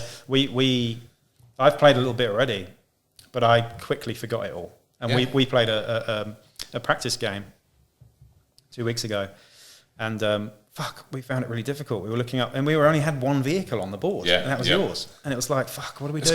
How many dice do we roll in here? Like, I was like, are my crew, are they alive? Are they alive? I think he's unconscious. Yeah. But can he? But what I found, the recovery and the wounding and injury and stuff like that was so different to normal Necromunda that you had to learn a whole new set of stuff almost. Which Which I think for me was initially like, I can't be bothered. Now I've come around to it and I'm like, yeah, it's great, it's fine, I like it, it's cool. But I still think having that option of not having to have it is cool. Like not just making it Ash Waste is quite a nice way of doing it. Well, I like the idea. As soon as I found out I could make a ute and chuck a heavy stubber guy on the back going... I'm like, okay, I get this now. This guy's doing UEs everywhere, shooting everything. I'm like, all right, I get it now. You mentioned weather before, because that's interesting, because there's effectively in the Ash Waste book, you've got 2 types of scenarios. You've got an Ash Waste scenario, and you've got an Ash Waste rolling road scenario. Rolling roads is cool, it's where the map is moving. So rolling roads is actually... It's very similar to Dark Future in that you have track that you lay down and remove as you go around the board. Pretty much. Except with rolling roads, what you're doing, instead of removing track, you're removing scenery. Yeah, shifting everything. Yeah. And you can do that in several ways. The most practical way of doing that is actually having board sections. So 1 foot board sections and actually just moving them in a cycle like that. It's pretty cool. Shout out to Al back in Wellington who did that, actually. He had loads of little thin boards, and we just kept bringing one back on. Yeah, clever. That's pretty cool. That's really cool. Yeah. It worked. But yeah, so there's rolling roads is pretty cool. But yeah, that goes straight back to Dark Future, and you can tell that mechanics come from that. in a way, which is really cool. You can tell that they had the ideas back then. They just didn't really know how to implement them quite so well. And I don't know if Gork and Walker had something similar, but Gork and Walker, if you don't know, was basically Ash Wastes kind of only. It was like the Ash Waste stuff without the Underhive stuff, and it was just orcs mainly. There were some humies in it as well, but it was mainly orcs, wasn't it? And that came out after Necromunda, and that obviously sort of culminated eventually in what we have now, which is Ash Waste and Necromunda all combined. But it draws influence from Confrontation, Dark Future, Battle Cars, and Gork and Walker, I suppose. So that's kind of what we're looking at now. The evolution of all of those things have come together and created what I regard and what many regard as, certainly one of, if not the best Games Workshop game to date. Would you agree? Yeah, definitely having a lot of fun with it. Yeah, 100%. I'm in my 15th something campaign since 2018, I reckon, something like that. Must be at least that. I played a lot of I played every gang I think at some point in a campaign since 2018. What about squads? Haven't played. I've played them in practice games, but I don't have no. I've played so I've played squads, but I haven't played squat prospectors. I've played squat venators with an all movement 3 gang. And it put me off ever wanting to play. Yeah, understandable. But that's not the same. Current squats are too fast and they need to be changed. Hey, little leagues can run fast, man. Motherfuck. That's what I think to that. Yeah. Anyway, it's another thing. So they're fast over short distances. But I think we've probably spoken about Necromunda enough now. I think we could probably move on to the next topic, which I believe was what we're going to do next. We're going to do the Wayfaring Stranger. That's what we're going to call it, and we're going to be talking about our sort of community highlight for the podcast. Who's talking about that? Is that you? Is that you? Glenn. You're the community highlight. Yeah, it was the community highlight. Yeah, absolutely. I mean, this is kind of related to Necromunda, isn't it? Ish, in a way. It's certainly 40k anyway, but I think with Necromunda anyway, we could talk all day about this, but we can't, we don't want to dedicate an entire episode just to sort of having a chinwag about Necromunda, but I'm pretty sure that for those of you that are new to the game, if you haven't played it at all before, you can pretty much gather by our excitement and passion and enthusiasm for the game that it's definitely worth getting into. If you are to go out there, if you've got a gaming club nearby and you've got people that play it, that's kind of really most of the battle. In terms of, if you've got other players around you that have played a few games, then that's all you really need, is you need a support group of people that can play with you. However, there are plenty of you out there that don't have that and might live quite remotely and only have your kids to play with, or have someone in a nearby, in a village that's miles and miles away. That's fine. I would say, though, based on my own sort of battle reports, which I sometimes do by myself, you can play it by yourself, and it's pretty fun still. It sounds pretty sad, but it's pretty fun. I discovered that doing some battle reports by myself, narrative battle reports, and I got really into it. I used to play chess by myself and just turn the board around. You can do that too. It's not the same as playing with other people and having that sort of interpersonal connection with other people and sharing the story, but it's certainly doable. You can do it. That's all I was going to say on that. Yeah. Well, speaking of games you play by yourself, have I got a game for you? Nice little segue. Yeah, absolutely. Hang on. Where's my... There it is. Well, I get the siren in for you. There you go.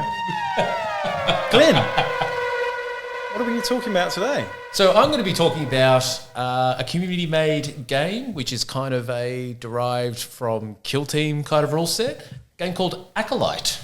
Acolyte. Acolyte. I'm going to just grab these. They've been sitting there looking at me the whole time. I'm just going to rustle really quickly. Before you get into it, just to let you feel. Take your time. I'm just going to sit here and eat these while you. You jubblies. Yeah. Help yourself, guys. They're vegan. There we are. Yeah, they are. They're vegan. So yes, essentially, Acolyte is a cooperative adventure game based on the Kill Team rule set, where kind of the concept of the game is it's not so much you have a gang, obviously everything there. And takes over and things like that. It's actually more based on you have a single guy trying to get through this cooperative game, and so you can play. I think it was up to I want to say 4 players, I think it is, you can play with. Yeah, okay. But you could also play by yourself the way the rule set's done. So essentially, you have your single guy and you kind of build up your party, typical like adventure, Warhammer quests, that sort of thing moving along. And the enemy is controlled by an AI derivative system, obviously a checklist of like, do they have this, do they have this, and then actually derives what the actual enemy does. Yeah, cool. Yeah, and so it's kind of, it's very much influenced, it's like a kill team, Warhammer quest, Necromunda kind of kit bash thing together. Is it set in the 40k universe? 40k universe still, yeah. And are you in space? Are you on a particular planet, or is that kind of like up to the up to whoever the person is? Yeah. So I think the big part about the whole thing, which is really interesting, it's kind of giving you the tools to make your own adventure. Yeah. Which is kind of obviously bringing things forward.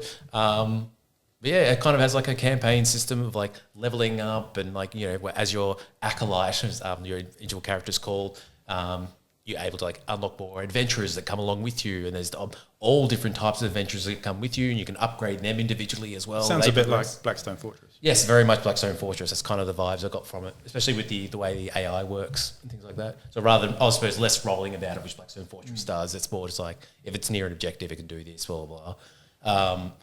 But yeah, no, it's super interesting. Like I said, it's especially using the Kill Team rule set, which I think is a very good rule set, but then bringing the narrative to that game, which Kill Team doesn't quite have. How does it blend the two? Has it blend the two? Well, it has, obviously, it uses the base rules of Kill Team in terms of, like, you know, you're engaged and obviously sphere and those things like that. Et cetera, et cetera. Yeah, but it has the kind of the openness of Necromunda and stuff where your loadouts for individuals and upgrading your guns and things like that. Yeah, okay. So I find it very interesting. It's a game I think I'd like to play. Have you not played it? I haven't yet to play it. I said he's been wide enough. He's only had it for a few months now. I think he's been making it. Who's making it? It's actually surprising. You're allowed to say? I don't know if I'm allowed to say. A local guy. A local guy. It was actually huge on the Kill Team Reddit, which that's how I discovered it, and I read up on it and found it amazing. And wait, so a big shout out to someone very close to us, Fodzilla. Right Fodzilla. You said it. Yeah, it's on the cover. Yeah. I'm gonna give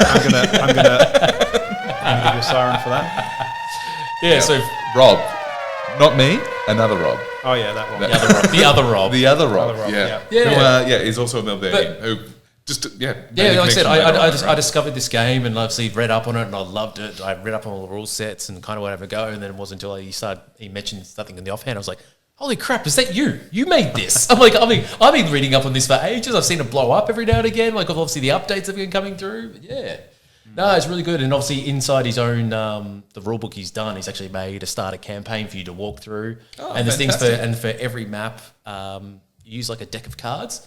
And then there's like almost like an event that happens throughout the game.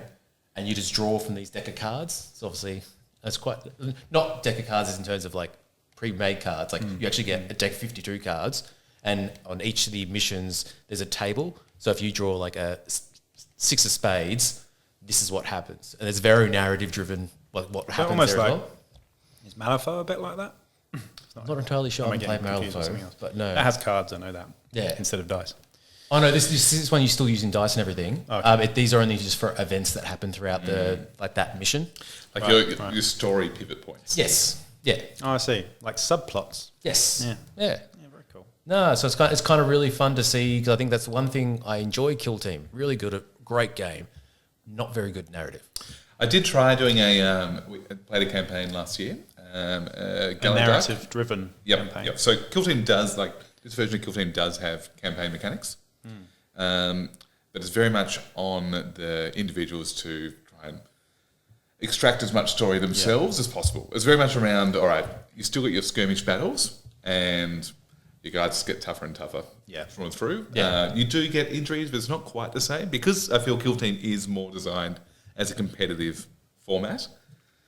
You're trying to minimise your disadvantages as much as possible. So the actual there were some cards in that as well to help build out where you're exploring in the Galleydark. But when we played it, we actually found that we had a guy, Daniel, who's also at the club, played effectively Dungeon Master. And actually added additional narrative elements in between the games and did like a little, choose your own adventure bit with each individual player. And that made the game Was he really about this tall? Red jacket, bald head, white hair around the edges, high-pitched voice. No, there's quite a. Okay, I'm not sure if that's thinking of the Dungeon Master from the cartoon. I know. I'm not sure, but that's a little bit of an offensive description, whoever that was. It's like it was actually a joke, but it went over your heads because you're too young. Too progressive these days. he's bloody youth, bloody. I feel like you did that. I know. I left it out. I'm sorry. It's because I left it out and put the sleazy jingle in. Yeah. We haven't played the sleazy jingle yet, have we? Not yet. We should do that to segue into the next thing. But so anything else you want to say about that one? No. I'll say just look it up. I said, how did you get into it? Yeah. How you guide our listeners to Acolyte? Yeah, like just go get the rule set. I say you just look, just Google it, Acolyte, Kill Team and Reddit. That's how I kind of found it. Get on there. They have a link tree which has all the obviously the link to the rules. Yep. But he's also built the game around the Kill Team Light rules, which are actually the official Warhammer rules. They actually have put up online. So if you want to have a game of Kill Team, you actually don't need the official rulebook, and that's what this thing's meant to be for. Yeah, right. So you can play this entire narrative game just using the light rules. So Very cool. So it's quite good. So it's kind of like you can pick it up, use whatever models you want. But yeah, I'm really looking forward to playing it. Like I said, I love my good kind of Warhammer quest, drudge your way through co-op campaign. When I'm locked at home changing nappies at 2 a.m. I think mine is solo game to get me through it. So. It's cool when the community sort of does that and just expands on a current rule set. And there's something that we'll probably talk about in a forthcoming episode. Actually, would be Inquisimunda or Inc 28 as well, which is okay. So Inquisimunda was a completely different game with a really awkward scale of miniatures. Basically, Inquisitor, you mean? Inquisitor, the game, was a narrative Inquisitor based. Is that turn of the century? Yeah, Around 2000? it was fantastic. Yeah, the rules were really cool. 52, 54, something like that. Different scale of miniatures. But what ended up happening is those miniatures were really hard to come by. The scale was not the same as any other producer, whether they were third party or Games Workshop official. And so the Necromunda guys and the Inquisitor guys got together and created Inc 28, which is 28mm scale Inquisitor with the Necromunda rule set, basically. So that's another sort of version of what you're talking about, of bolting on one idea to a current machine that is Kill Team. Yeah. But adding something to Kill Team. This was adding something to Necromunda, kind of, but giving it a reskin, I suppose. Yeah. Really cool. So let's segue into third base. We're going to call it third base. We're going to go to third base. We're going to go to third base with you. First I'm going to play the sleazy music for third base. Here it comes. Yeah. Now I did download this from actual porn movie, but don't know what the movie's called. No idea. So apologies. Maybe I'll find it and put it in the. No, I won't actually do that. But I'll just fade this out. Right. Let's really set up a false pretense for what I want to talk about. I'm sorry. Nothing third base at all. Third party is where we're at. Oh, that's what I meant. So as you talked about a little bit before, I get into my 3D printing a bit. Glenn does as well. Do you? Yeah. Fucking hell. Yeah. I went to Rob's house the other day. Sorry. Yeah, that's right. I went to Rob's house the other day. He's got how many machines have you got, man? I've got 3. You've got more than that. No, just 3. Well, I saw a lot of machines all going off, and I don't know anything about this shit. I just saw one machine doing stuff, another machine doing stuff, and a couple of machines just sitting around, not doing stuff. Not doing stuff. In your outhouse. Yeah, shit. Babe. And you've got about an outhouse is a toilet, by the way. Yeah, you know what I mean. And you've got all this terrain everywhere, and you're I just made this last night, and this and this and this and this and this and this. This is for warcry and this is for Necromunda. Yeah, well, what I want to talk about today, actually. Sorry, it's so busy. That's right. Is a third-party creator. Right. So a quick 101 for about 3D printing. It's probably worth it, I think. There's no doubt if someone's part of a gaming club, there's going to be one person in there at least, maybe especially a few, who are tinkering away. These machines, like Australian dollars, cost $300 to $400 to get into. So It's not trivial, but it's not a massive investment. No. There's two types. What you saw buzzing away in my shed the other day was an FDM printer, a filament printer. Right. And that's kind of the thing that you print terrain on. And you were sort of explaining, I kind of asked you briefly what filament was. It's not resin, is it? It's No. So this is a coil of plastic. You can get different types of plastics. That doesn't really matter for this. And what it does is it just prints it off with a little nozzle. Yeah. Kind of like you're icing a cake. Yeah, that's what it looked like. Yeah. But you're doing it with a hot nozzle, and it just does it layer on layer on layer. A hot nozzle. Hot nozzle. We are a third base. The quality of it. Gonna have to pull you back. So it's the young one. I'll just mute myself. There we go. Gotta get the horny old guy off the microphone. What?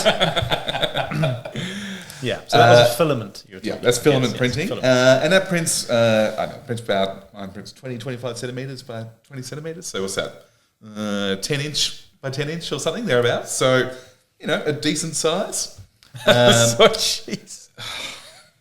But you see the printing in the actual models. So, like, you hold it up to your face, you're going to see those lines, called layer lines. Yeah, and they've got like an internal structure that's... Yeah. You can make them hollow. You can fill them up. Okay. Yeah. That stuff's not so important for this part.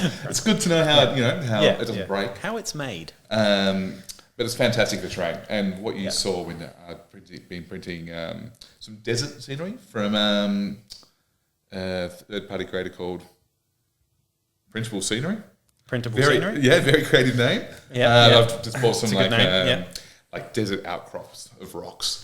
Yeah, so those were really cool, actually. Really nice looking pieces, kind of like boulders all stacked onto the top of each other, like very much reminiscent of like Saharan sort of desert sort of stuff. I also had some stuff in the background there for Mordheim, some ruined buildings. Amazing, they look really good. They look like the crooked building stuff. Yeah, nice. Yeah. Some were also from Printable Scenery, and there's some that I started printing from Tide Eye Studio, which I've forgotten the recent campaign, but he's just created it's really cool Mordheim, trippy, kind of crooked chimney, dilapidated buildings. Another local guy. Another local guy. I know, really? Melbourne. Yeah, yep. Absolute hot He's at the club in Melbourne. Yep. Yes. What? What's going on at our here? club? Is there something in the water? Possibly. Just a bunch it's because of there's a lot of guys. water coming from the sky. People have indoor hobbies. Yeah, true. Anyway, that's one type of printing. Yeah. The other type of printing is resin printing. Yeah, and that's the stuff that I'm more familiar with. Well, I'm not familiar with, but that's the stuff that I assume You'd see more of it. Yeah, exactly. Exactly. Basically, if someone's printing a miniature, they're printing it with resin. Yeah. Yeah. And there's people who I'm not going third base with, but who I want a third party highlight is another not so creative name, but creative work. A group called Andy and Gem. I think their actual name. Andy and Andy and Gem. Yeah. But their brand is Print Minis. Print Minis. Print Minis. Two Shout out words. to Print Minis. Shout out. And the reason I wanted to bring them up is they've been doing some really cool necro stuff. Oh, really? Yeah. So there's a couple of big go-to sites for Just scenery or no scenery and models. There's a couple of go-to sites for to buy this printable stuff. Yeah. My Mini Factory, Colts 3D, or most creators have like a Patreon. Yeah, of course. And they've been really honing in on necro content. They do have proxy games, and I don't want to kind of focus on that too much. We're not talking here around copywriting material, like we're not talking trying to clone Games Workshop styles. Yeah. But very much direct homages. There's a lot out there. Okay. For $50 to buy the plastic, I might buy the plastic. The best sculptors out there are Games Workshop. Yeah. Better material, better it's so much easier to sculpts, work with. better design. Yeah, it is so much easier to glue together and all that stuff. as well. And they look amazing. Yeah. So that said, proxy gangs, that sort of thing aside, where they have really started to pique my interest is in the more creative elements. So there's a lot of hanger-ons out there that now have got Forge World models that, depending on your region, are hard to come by. There's still plenty of hangers-on which don't. And they've been creating little sculpts for those, which look fantastic. But they've also been really diving into the terrain and vehicle section. Very cool. And the bases too. Like I've got some of their bases which look fantastic. The kind of ash waste ones with like the sand and like rocks and things. So. Yeah, very nice. I feel like this is where 3D printing complements the hobby, rather than conflicts with commercial interests. Yeah, because there's a lot of, it's like the sort of conversation around AI at the moment. It's the same thing around 3D printing. It's like, is it doing any damage to our beloved hobby, or is it complementing it? I think it's a bit of both. The answer is a bit of both, really. Yeah, it's a bit of both. I mean, and it depends on the intent. 3D printing, it is like creators are sculpting, and some are going to try and rip GW designs, right? Like that's in any format you're going to have that. Yeah. But there are a wealth of people being creative out there, like exploring new areas. One of the ones that Print Mini has been doing is in terrain. It's in shipping containers. The Monitorum shipping container. It's pretty standard. They're kind of like, all right, we'll do our own take on that. But instead of just having a shipping container, we'll turn it into... Oh, is that the stuff with like the animal cages and things like like that? a hab block. The house and the kitchen. Yeah, so they've got like a hab block. They've got like a bar. They've got like a Medicaid station. They've started to bring all like kind of like you think about the hangers-on in Necro, where they would live or what their kind of shop would be. What's that? In the current campaign, we've got a Cotton Town trading hub where you can go and there's like 8 different shops that you can roll at, and you could do one of each of those for that. Couldn't you? Yeah, exactly. So that's really cool. And I like for someone who's very get very much into that scenery angle. Yeah, people just exploring. All right, what if we took this theme and ran with it? And they seem to be doing that, and it's looking fantastic. And awesome. It's kind of fresh, and no one else is really doing that, and making it all cross-compatible and stuff like that. But each month they're releasing new sets to complement each other. Very cool, very cool. So, is there anyone else you wanted to bring up on that at all? Or? Not right now, no. That was the one I want to highlight on. Yeah. Unfortunately, printing takes time, and it is a hobby in its own right. Yeah, absolutely. Yeah. So, well, how long does it take you to print those filament guys off? You're saying like you're leaving them overnight. Okay, so one of those, a Mordheim building. So you're talking about like a 12-inch tall house, 3 levels, probably 3 or 4 days. Like you're actually 3 or 4 days. Yep. Yeah. So you're normally printing it overnight, printing it in sections, gluing it together afterwards, and resin printing, which is different. It's got like a whole clean up and curing process as well. Yeah, of and course. That's like the printing alone is like usually 3 to 4 hours just for like little things like there, a whole plate full, and then you got like the cleaning, and the UV light to make sure it's cured and wash it, and then it's a lot of stuff and a lot of stuff to do. Yeah, but again, it's like you don't get into it unless you like it. Like it is a hobby in itself. And if you're getting into 3D, you're like, oh, I'm going to save some money. I'm like, no, you're getting into this because 3D printing is really cool. It's like anything that if you get, you can go, oh, this is a really easy entry level thing to get into, whether it's a game or just a hobby in general. But then you end up, when you're getting passionate about it, you end up spending more than you actually intended originally. So I think what's cool is like personally, I'm shit with green stuff. Yeah. I just can't do it. It always seems flaky. You can do it. You just need to believe in yourself. What I can do is put something into like 3D Builder. Yeah, you can. And model it. Yeah. And make some spheres and some rectangles and some primitive shapes and change them to fit my needs. That's pretty creative. That's creative in its own way, Oh, I'm definitely a creative person. I just can't use green stuff. Yeah. And so like my current leader, his head, he's got some nice little photo goggles. I just whip them up on 3D Builder. And 28mm goggles on a Necromunda person's face. I looked at them and I was like, that's very small. How did you green stuff those? And you're like, no, I printed 2 little cylinders and put something. No, I didn't print the cylinders. Oh, okay. I bought the sculpt at the head and then just put the cylinders on my computer. Oh, okay, yeah. And that's why I said, it's pretty cool, though. I zoomed in. Yeah, right. Yeah, so like it's as big as my screen. True, unlike these big fat thumbs trying to. Yeah, I could never do that. That's super challenging, that kind of shit. I feel like there's so much that's going to evolve, so much more. Just people starting to add their own personal touches for a game like Necromunda, where keep bashing is such a big thing. Necromunda and Mordheim, particularly those 2 games, definitely. Yeah. All right. Well, that kind of leads us on to the next thing, I think, which is competition time. Wrong button. I'm going to give something away. Hey! Something personal. Oh. You didn't plan that, did you? That was great. As you'll know, if you watch any of my YouTube videos, I'm a very keen Cawdor fan, which is why I'm going to give away my Cawdor game. I don't know why. Wowee. Yeah, I'm going to give away my entire painted Cawdor gang that I've used in campaigns. You can go and see it on Instagram. It's on there. Some people really like it. It's very simple. It's very grimdark. It's lots of oils and very, very few colours. But I'm going to give it away. I just thought it would be nice to do. It's quite personal. It's something that means a lot to me. So I think it would be good to give a gift like that away. I'm sure in the future we can give away actual box sets and new stuff. But for those of you that are interested, anyone that is actually interested in obtaining my Cawdor gang with my own personal spin on it, it's probably got little bits of my saliva in it. So if you want to clone me, because I do lick my paintbrush, if you want to clone me at some point, then you do that. Have me around the house. I don't know why. It might be like an episode of Black Mirror. A Daimon fanatic. Start screaming heretic as a baby. yeah, that would be strange. But yeah, you can do that. But the competition is, and this is for Patreons only as well, by the way. So you would have to either be a current Patreon to do this, or you can sign up to our Patreon. It's not expensive. I can't remember how much it is, $4.50 or something to do that. And you can send us a message on there, or wellywoodwargaming@gmail.com for the answer to the question. But the question is, if you've listened, and if you've been listening at some point through this podcast, as you will probably know what each of us is playing gang-wise in our current campaign here in Melbourne. What is Glyn playing? What am I playing? And what is Rob playing in the current Necromunda campaign? I think we've all said it very, very briefly at some point. So if you're listening, you will be able to give us the answer of all three of those gangs. And you'll be in with a chance of winning it, and I'll announce that on the next show. So pretty good.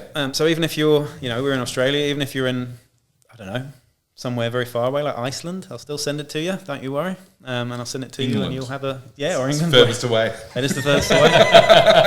My homeland, the motherland. But that's competition time for you. So I thought that'd be pretty cool. Yeah, very cool. I think something quite personal there to give away. The next thing I wanted to talk about quickly is some listener questions. We've got I like this. You can keep doing that.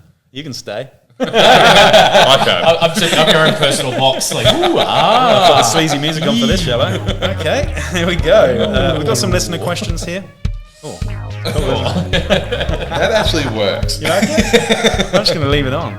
Okay, so Dr. Fishy says this. He says, what would we each like to see for Necromunda going forward? Rob, what would you like to see for Necromunda going forward? What do you think it's currently missing? I'm going to leave this there. I'm just going to move it down a bit. There you go. I'd like to see what's happening at the top of the spire.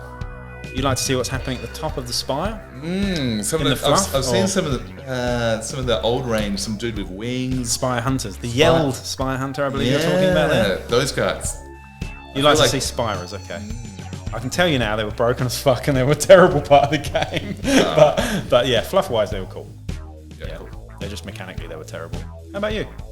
No, because that was how I was going to say. I want to see what's up top. No, I guess I want to see more about the structure part of it. Like you always in campaigns, you see about like your building structures and things like that, or mining or things like that. But like, how could you bring that into the game itself more? Yeah, that's cool. Like Minecraft, but Necromunda. Oh no, not quite that. But having scenarios where you have to get like resources out, like you're at a mining, you're ready to mine. Kind of like how the bad zone rules kind of influenced there and brought that onto the board. Yeah. How is that if you're mining or if you're in the sump or something like that? Yeah, right, okay. So more of that. Well, I think it's a pretty obvious answer for me. Scabies. Why has no one brought that up? Scabies need to come back into the game. Or muties. I think they're probably not going to be called scabies anymore. I imagine they're going to do them. They're going to be called muties, and they're going to be mutant gangs. It's going to be pretty cool. They've referenced them in stuff. There's also a load of other gangs that they could also release, whether they're like pit slaves, things like that as well. Yeah. So yeah, more gangs I suppose would be nice. And yeah, that's it from me, I think, on that question. So thanks for that, Dr. Fishy. The next one's from David. Do you remember the game Chainsaw Warrior? Actually, I don't. is the answer to that. Now you've said it, though, it does conjure up memories. And I was talking to my opposite player last night, Wax. Shout out to Wax.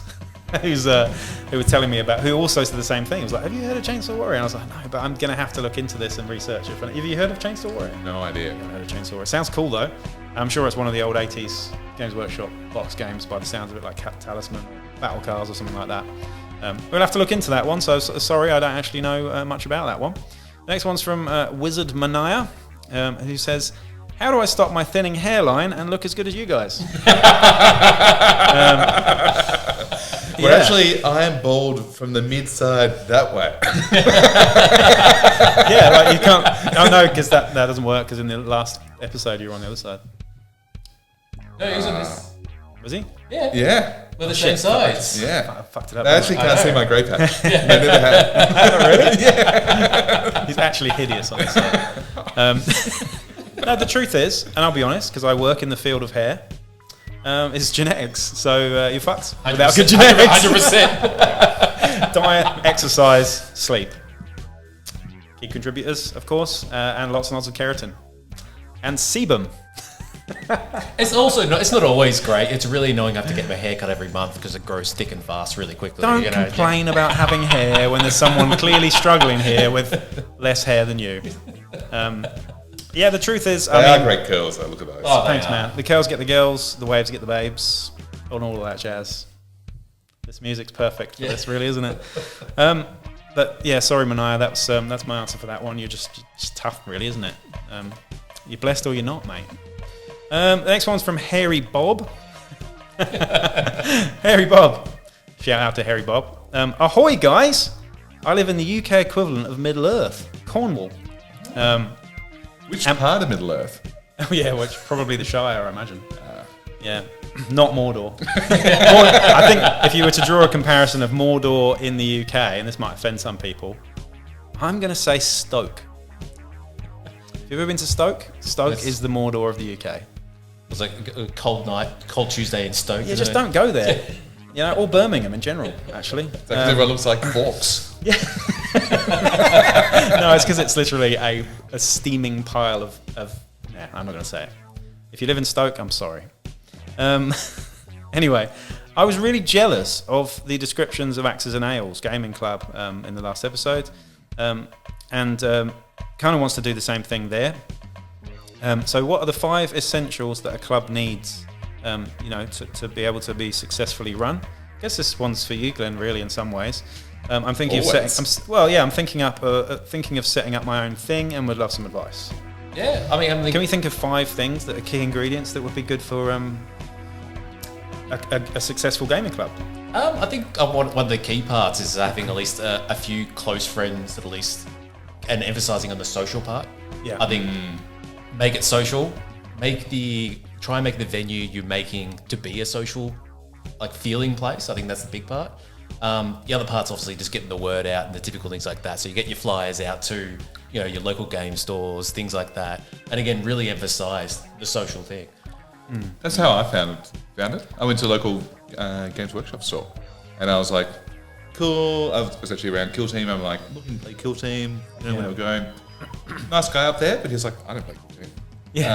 But it's like, actually, someone came around and dropped these flyers, and then there it was for Axes and Ales. I was like, okay, fuck it, cool, have a go. I think probably from not someone who manages it, but just from a participant and a member. Good venue, like nice space, and it's got access to booze. Venue. You need somewhere that is obviously open fairly late. Yep. You need somewhere that hopefully provides booze, even though I'm straight edge and don't drink alcohol. This is 0%. You need somewhere that does, because most people are going to want to let loose after finishing work and have a drink or two with their mates, and that's kind of what it's all about, really. If it serves food, right? That also kind of helps. Our place actually doesn't, but I think that does help. Either serves food or allows food to come in. Yeah. Oh, let the music run out. I'll do it again. I think the other part as well is having it on a off night for most people. Yeah. So I think one of the biggest problems a lot of clubs run on Fridays or Saturdays and stuff. I'm like, I'm busy. People are busy with life. And I think that was one when we're looking at nights to run. previously it was Thursday, and even Thursday was a bit of a thing. Then we moved to Wednesday. Now we moved to Tuesday, and I feel like Tuesday's a night that no one really has anything going on. Well, the best thing about Tuesdays as well is you can say every single week that you go in, see you next Tuesday. Yeah. That's the only reason why I like Tuesdays. I found Tuesdays to be great to permanently lock out. Yeah. Exactly that. I don't have social conflicts there. I don't have, family commitments then. Yeah. So, okay, yep, that's Rob's games night. Cool. You have to have a social life to do that, though.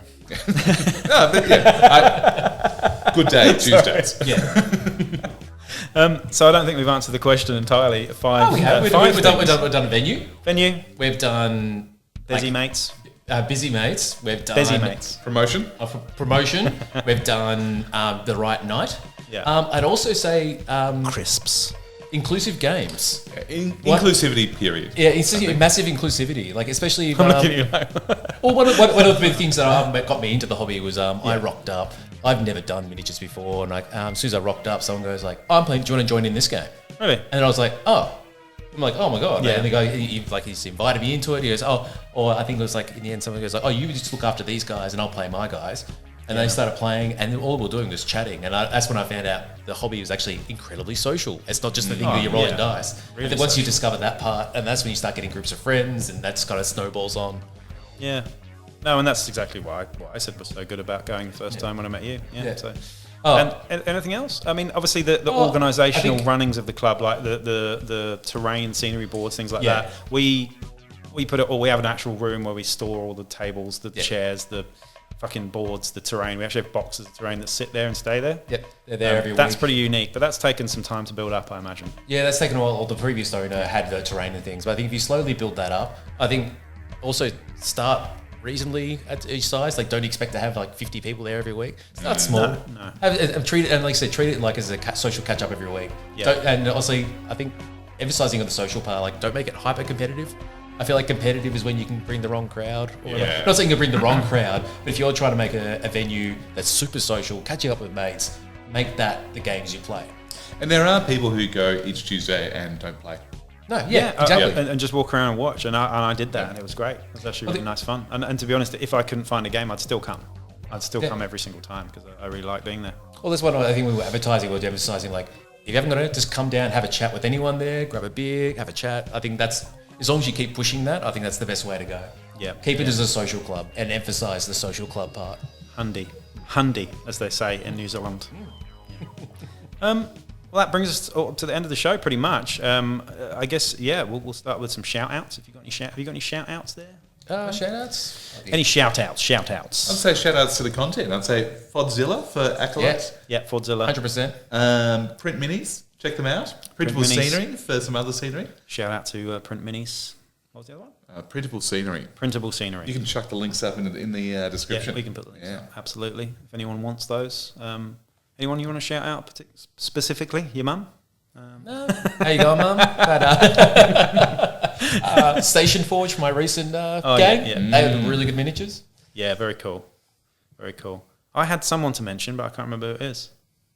I just want to have a big shout out to my Wellington crew, actually, who are just starting their campaign without me for the first time, and it's really like, but they're doing an Arenthian succession campaign, I believe, in Necromunda. That was really fun, but I'm still part of the Discord, so I'm kind of watching from afar like a proud father. From a distance, like looking over the fence. No backdoor arbitration. No, it's kind of nice. Backdoor arbitration. Sounds a bit suspect. Where's that music? Yeah, where's that button? I suppose I could shout out a few creators and stuff that I've been sort of inspired by lately on YouTube and whatnot. Just can't think of anyone's names at the moment, though. So that's what I say. I've been watching a few folks out there, but I'll leave that till next time till I can actually compile a more organised bunch of thoughts around that.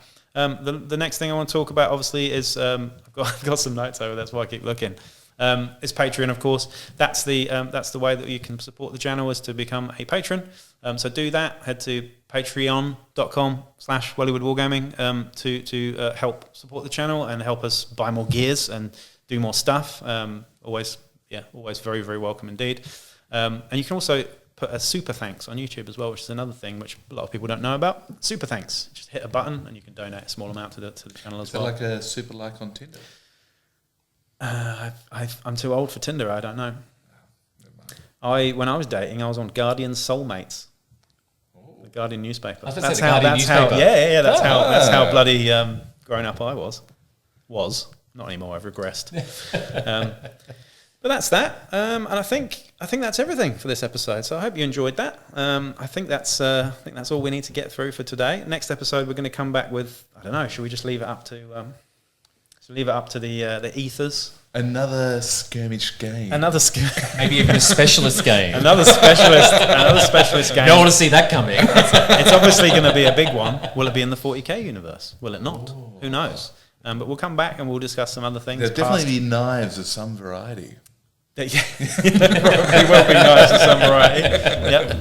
But yeah, we'll come back and we'll sort of focus on another game each time, another system, and its backbone and its history and its the initial ideas that inspired it and stuff. And catch you on the flip side. Peace out.